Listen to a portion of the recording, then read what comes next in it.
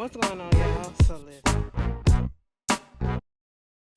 What's going on, y'all? So we are back again for another episode review of American Horror Story, Season 12, Delicate, Episode 3, When the Bough Breaks. So let's just get into it. Because honestly, the episode wasn't much, but it was enough. It was enough. I understand that we only 3 episodes in. I don't know how many episodes it is going to be this season. I believe last season it was probably like 10 episodes or something like that, or 12. I don't know. I can't remember. I'll go back and look later. But I just want to know how many episodes are we getting this season. If anybody knows, please put it down in a comment. But because I need them to move this along a little bit. Just move it along. I get the suspense, okay? And I need a little bit more action. I just really need an explanation at this point. I know this is off of Rosemary Baby or whatever is giving very much that. We already know that. I just need to know exactly when does the spider element comes in, because you saw in the preview, you saw the cover art, you saw, the intro, it's some little spot. Did you see that baby in the intro that was sucking a titty and it had them long nails and stuff? I said, see, baby, we don't play games like that. Okay, like, we gotta stop. We gotta stop. It's just a little bit much. It's just a little bit much. But I'm ready to get into it, okay? Because at this point, like I said last week, I feel like everybody around her is suspect. All right, I feel like everybody around Anna is out to get Anna for whatever reason. And I feel like they're making Anna crazy. I don't know why they're doing it. I don't know how they're doing it. I don't know how she was chosen for the, whatever this is. But they're doing something to her, making mama go a little bit out of her mind, because there's no reason why I should be saying I'm finna do something and then it's daylight. Next thing you know, 15 hours then passed and it's dark outside the next day. Like, wait a minute, what's going on? I done lost whole space of time. That's what's going on with Anna at this point. So,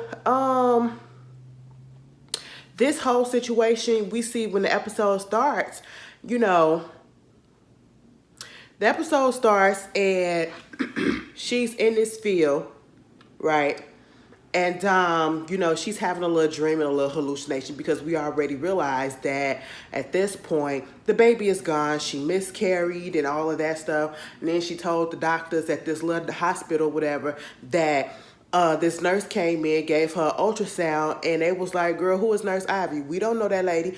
All right. And so at this point, when she gets through doing her little hallucination, her little dream sequence about her playing in the lily fields and all of that such, with her baby, okay, with this baby, mama doing, I got your nails, I got you, girl. She threw the baby up a little bit too high, and the baby never came down. I said, oh my God, what you do to the baby, girl? I said, see, this is why you're not fit to be a mama. Somebody's trying to tell you something. Like, what's going on? Next thing you know, the dress that she had on, it was all white. It started turning blood red. Literally, like, dried up blood just started rolling all the way up her, and she started screaming. Then we come to, and she's in the car with her husband, Dex, and Kamal, the driver / security. And, basically they having this conversation about all the stuff that was going on. And she was like, do you really think that I miscarried? Okay. Or could it be that, that nurse, could it be that she forced me to miscarry or whatever? Because again, they don't know who she is. And, he telling her, Dex telling her basically that, he's gonna talk to the detectives or whatever about the stalker and all that stuff that you feel like that's going on. And she said, don't do that. I don't need you to do that, because at this point in time, I already know that the people, when we went and talked to them people out there in Brooklyn, you know what I'm saying? The cops out there, they really wasn't here for it. They thought I was going crazy. They thought I was making it all the way up. And so if they feel like that out there, I'm pretty sure they're going to feel like it out here already, right? And so she was just like, okay, girl, they having this little back and forth, and she's, at this point, I'm like, your wife literally just got out the hospital from suffering a miscarriage. I will be behind her 100%, like 24/7, because I just want to make sure that she's physically okay. Literally just got out the hospital, and y'all up in the car arguing and all this stuff about, oh, you don't, because he don't believe her. you know, he don't believe what's going on, so he says, if that's if he ain't got nothing to do with it. And you know, she at this point, you can chalk it up to her being in denial because she's in grief because she's been through this situation before, but not as intensely as this. She's been through a miscarriage. She's been through, you know, failed IVF processes and stuff. So, of course, she's going to feel away. But then all this weird stuff started happening. And then you got people around her thinking that she crazy because she don't know if she going crazy or people making her crazy. She don't know what's going on, right? And then going to ask the man, he said, what you want to do? It was like, you want to try? He said, what? What you mean? She was like, right now? Yeah. She thinking he talking about try again as to have a baby. He was like, I'm talking about food. I'm talking about food. Like, girl, you want to go to a pasta place, get some Alfredo with some spaghetti and some meatballs. Like, what's up? She was like, you know what? At this point, I don't. Girl, like, do you even want to try again? He said, I mean, maybe, but not now. And I'm just sitting here like, I get it, because you a parent. You're not parents yet, but you are the mother that is going through all of this physically with your body. So of course your hormones are changing and all this. So it always seems as if the mother feels it deeper, you know, the loss, because they actually have to carry it. You know, they actually have to carry that baby and suffer through all the pains and all of that and the trauma to the body. But he did kind of come off a little bit insensitive. But he was just really trying to change the subject. I said, just stay on track and play into her delusions just slightly bit, okay? Girl, at one point, she got mad as hell at him and told Kamal to pull over and get up, let her get out the car. Now, see, at this point, I said, I don't care what's going on. I would have followed behind her. I would have followed behind her, okay? You let this woman get out the car and say, I will find my own way home. I'm sitting here like, at least let Kamal walk behind her or something like that. Girl, at this point, it is light outside. She go walking into the woods. Mama ain't never been out there. Mind you, this is Talia's house, okay? That's her property and stuff that they are staying at. And you going into a wood that you ain't never been to before. I said, excuse me. This don't seem right. This don't look right. Girl, she just so happened to go into the woods and she following something because she hears some noise and all this stuff. And you know, she see a fire pit, right? I said, these nicely played. It was so nice. I said, who did this? They did a real good job. The rocks was lined up real nice. I said, symmetrical. Oh, and next thing you know, somebody up in a tree, Miss Preacher, she was like, I've been looking for you, or we've been looking for you. And I was like, oh my God, what you been looking for her for? What's going on? I wish you would tell us and quit talking up in riddles and quit talking up in 2-second stances what's going on, okay? Because we tired of playing hide and go seek. We tired. I know if she tired, baby, we tired too, okay? And I'm just sitting here like, girl, what's going on? How your ass get up in a tree like that? And you are very limber, because my knees can't do that. And I'm pretty sure you older than me, and my knees cannot do that right now. And so at this point, she running away, trying to figure out who it is and everything like that. She finally gets back home. Girl, it's dark outside. Dex coming to the door like, oh my God, Anna, where have you been? We've been looking for you. And he was on the phone with the cops. It was like, Anna, we had the search party out there. Kamal going out there to look for you. She was like, what are you talking about? I just got out the car. I just was walking in the woods for a minute. It was like, do you know you've been gone for hours? I said, girl, look behind you, baby. It is dark outside. She was like, ain't this about a bitch? I said, girl, go to bed. Go to bed. Something is not right. And so she told them what was going on, and she told them what she saw. And she was out there in the woods, and somebody was out there. Miss Preacher Lady was out there, and she went to the spot where she was. Girl, where's the fire pit? It ain't look like nan fire, nan pit, nan ash was on that floor. I said, girl, what's going on? Now, did you see it or did you hallucinate it? Which one? Who playing tricks on me? My mind playing tricks on me. Girl, what in the ghetto boys is going on? That is literally what was happening. Baby, she gets up in the bed afterward. She get on her phone. She said, let me try this again, because maybe I am going a little nuts out. Girl, she looks up, Preacher Speaks. She tried to look up the profile picture, right, on Instagram.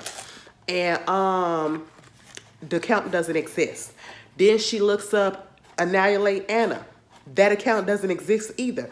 So then she goes and Google and try to look up those Reddit pages that she had found before. Those accounts don't, it's not there. Nothing that she was looking at was there. And you want to know the part that really disturbed my spirit was when she was sitting there and she was picking at that sword that was on her face. And it was just the way that they showed her pulling the scab off. I said, we need to see that. Granted, some of us play with our stuff like that. When I say play, I mean, we'll let it get to a point and then we'll pull that scab off in a second. Like, baby, how's it gonna heal? That's how you get scars, okay? Trust and believe I know.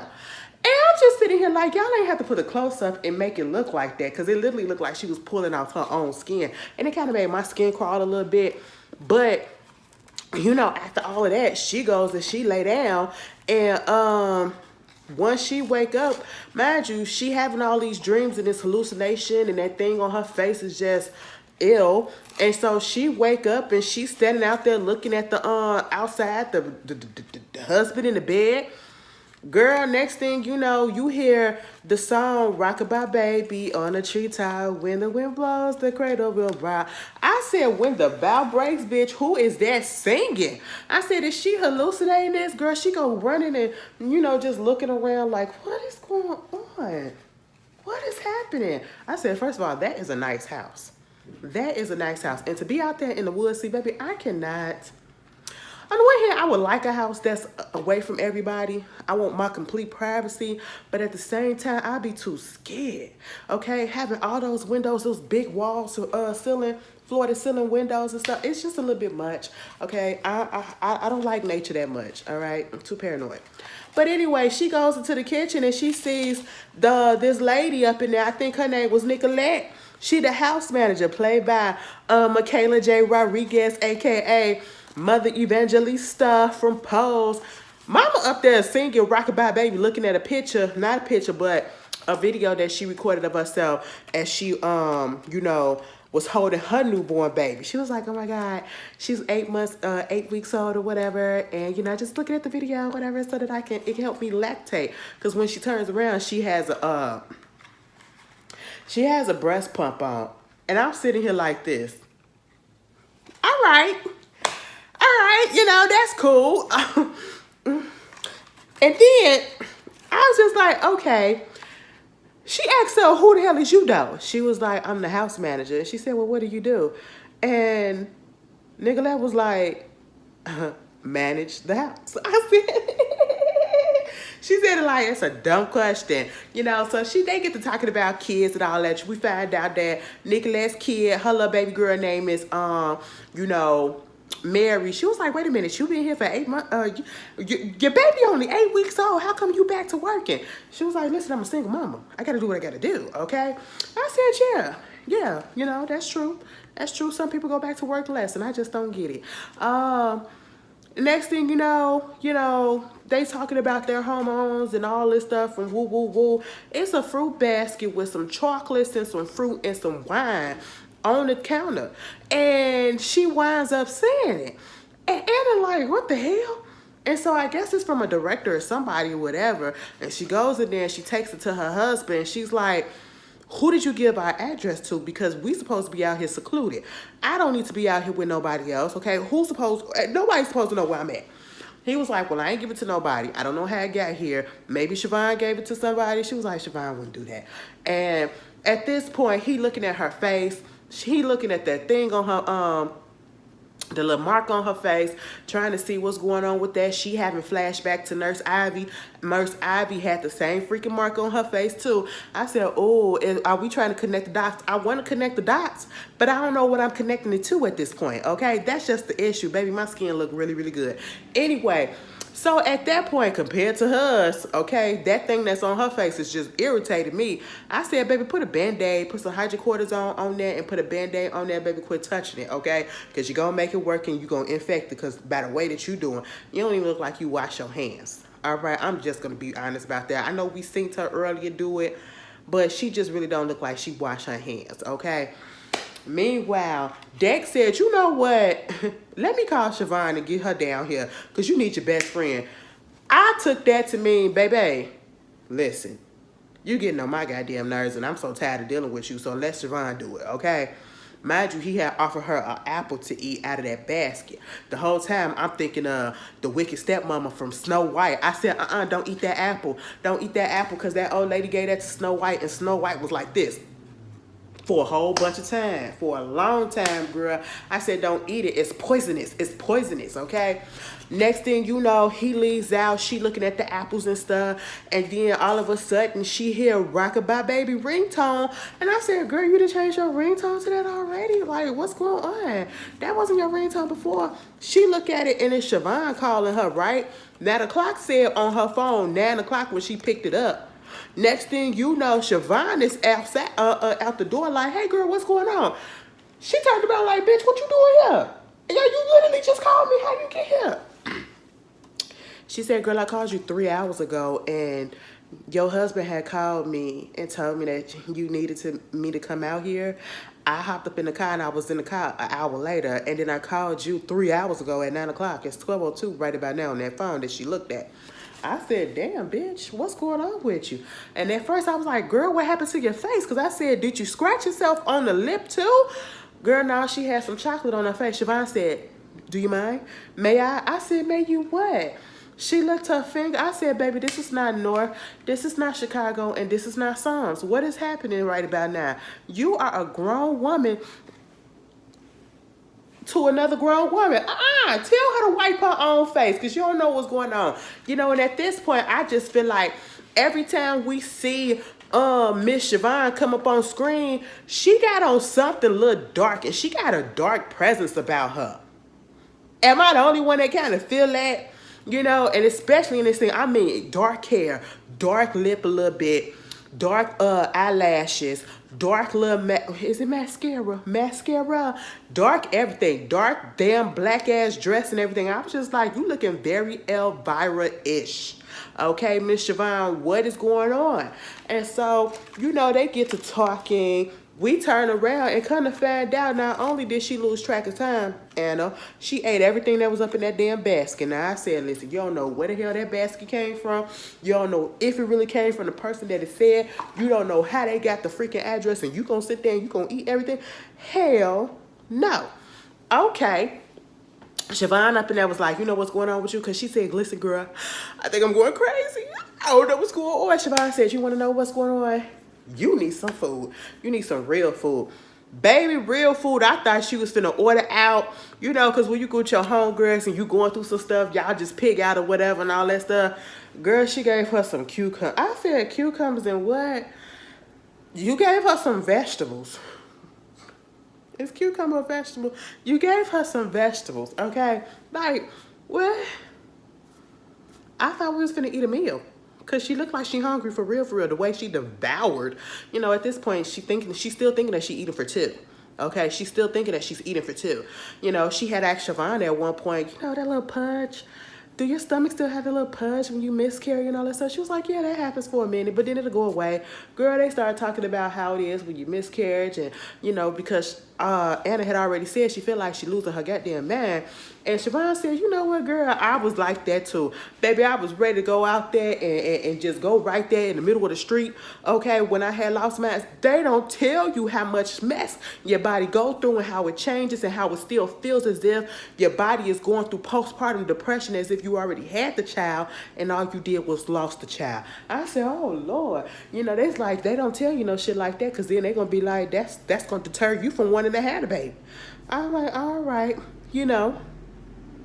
So they walking on the beach, and again, she got everything she got on is black.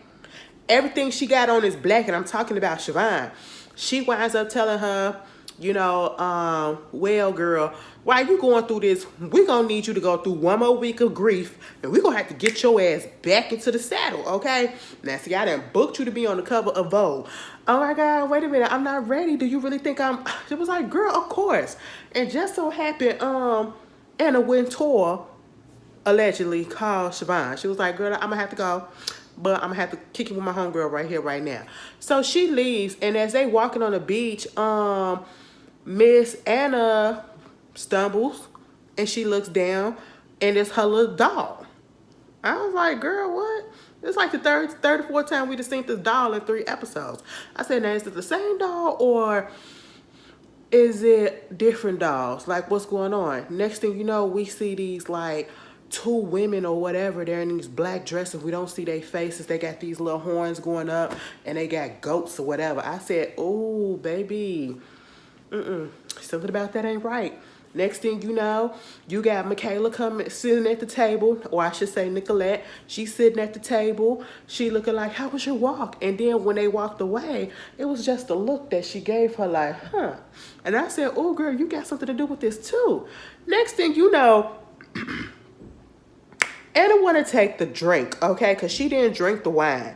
She takes the wine and she goes downstairs into the basement. I don't care if it's light outside. I ain't never been up in the house, baby. I'm not finna go down to nobody unfurnished basement.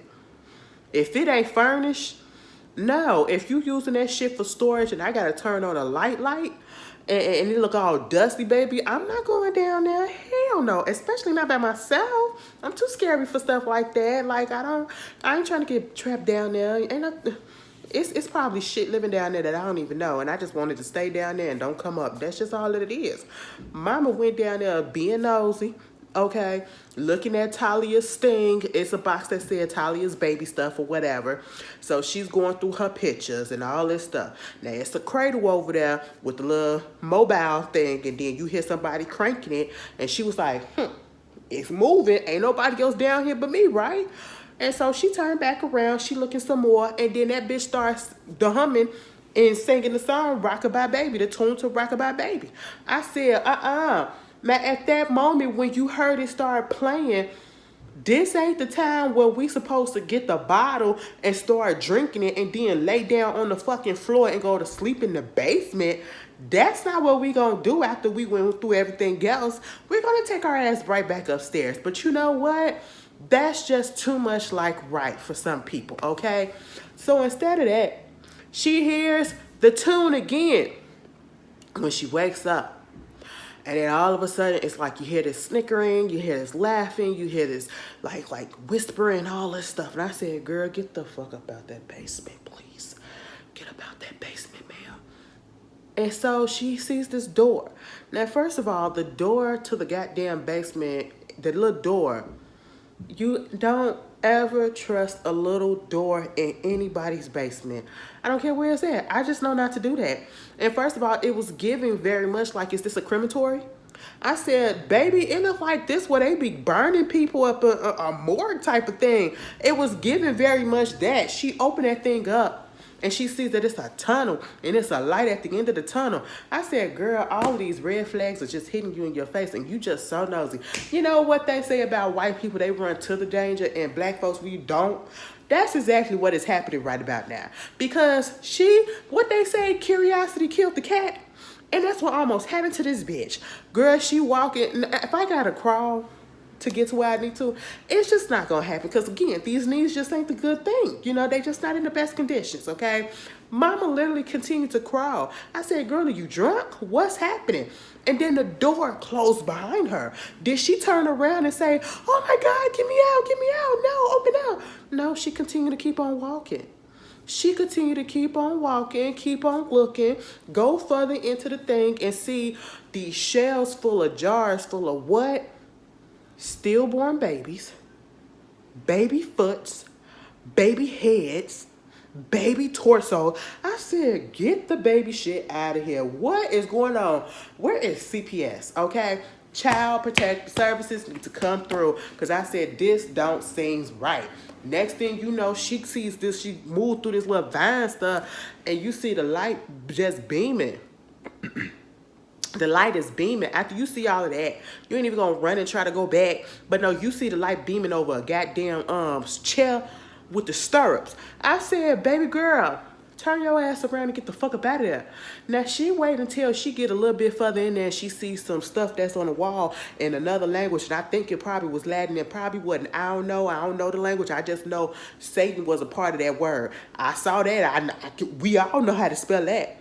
I said, girl, get the fuck. She tried to turn around then, and then them same two people that we saw on the beach, they grabbed her, put on their thing. Oh my God, let me go. I said, girl, it's too late. Just let them have you. Just let them have you at this point. If they came out of nowhere, just let them have you, okay? Girl, they chloroformed her, knocked her ass out. Next thing you know, she wake up in the bed.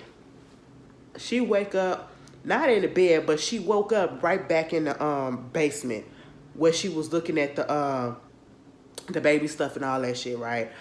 And her stomach is protruding a little bit, just slightly. It's not as flat as we once saw it, you know? And so now she thinks that she's pregnant. And I'm just like, oh my God, what is going on? What is happening? I said, please tell me they just went on ahead and impregnate her.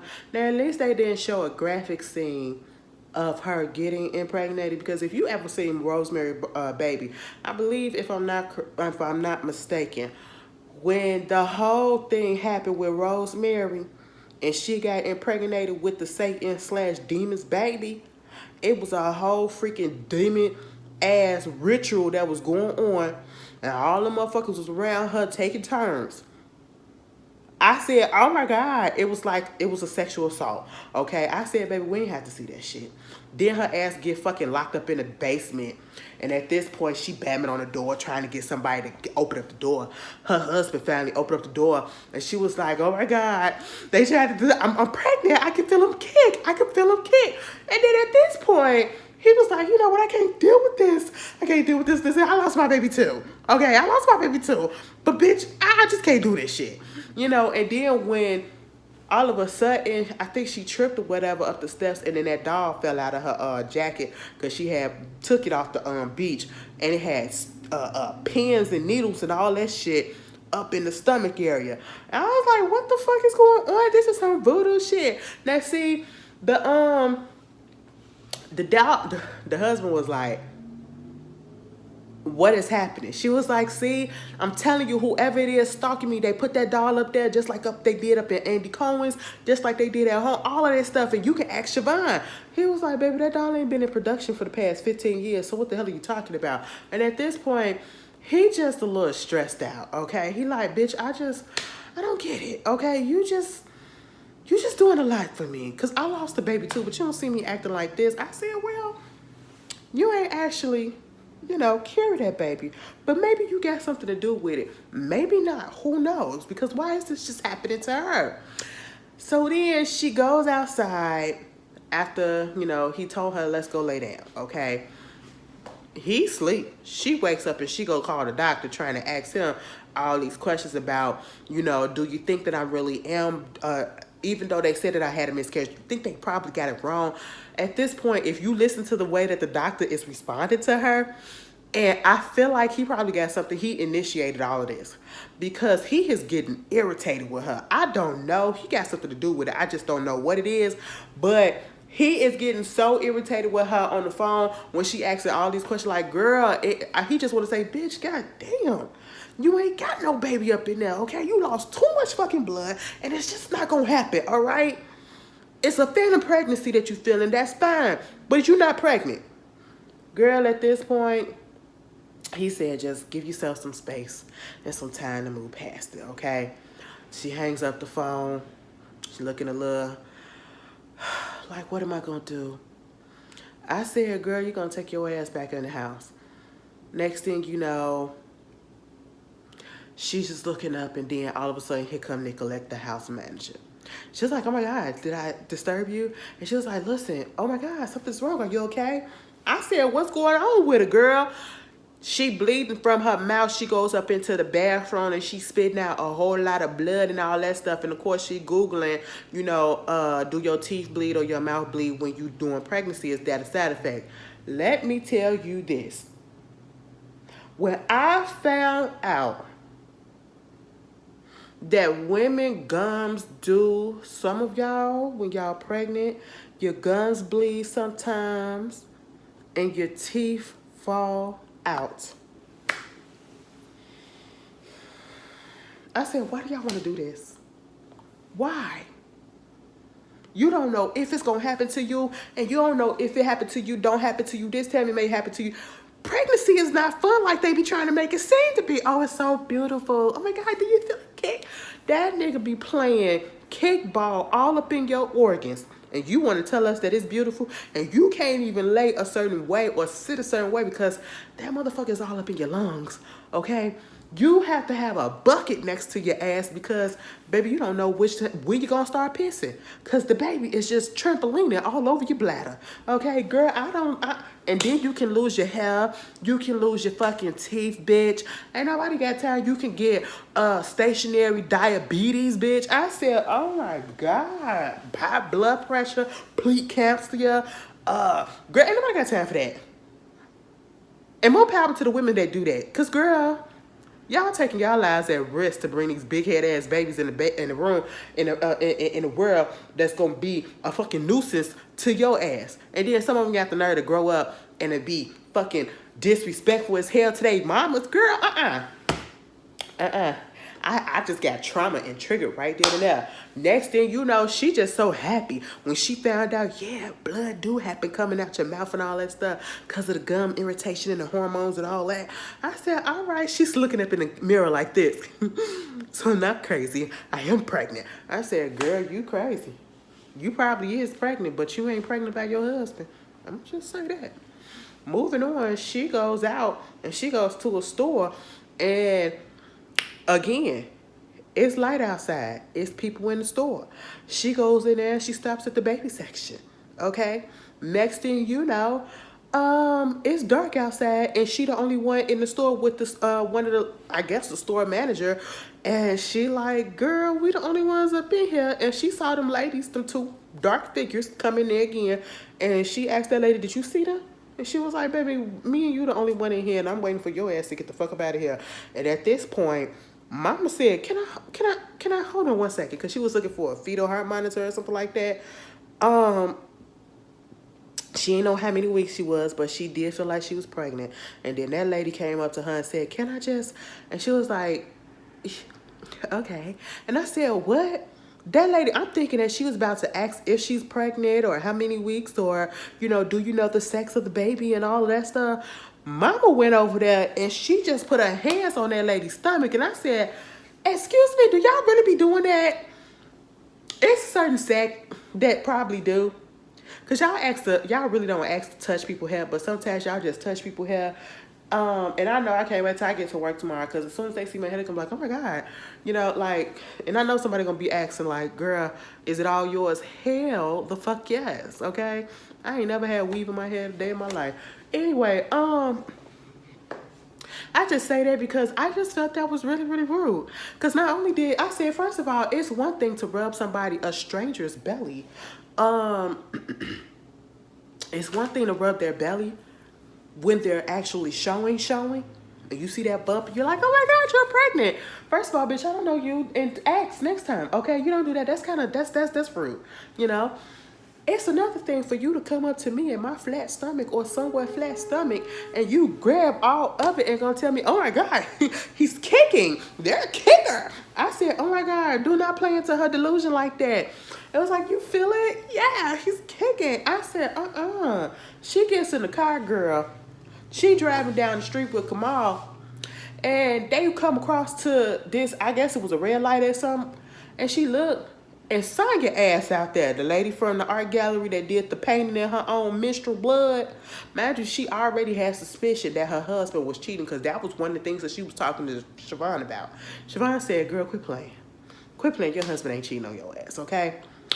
But then we see Sonya outside and Sonya, she see her in the car. They looking at each other like, Sonya like, and the look said, I got your man and you can't do nothing about it. I said, excuse me, what is happening right about here? Why? What is going on? Are y'all really in a relationship? What's happening? Are you really cheating on this? Is he cheating on you with her? I said, can't be. Just can't be. I'm not gonna go for it. Anna said, stop this goddamn car. She gets out the car. She about to walk up there to Sonya.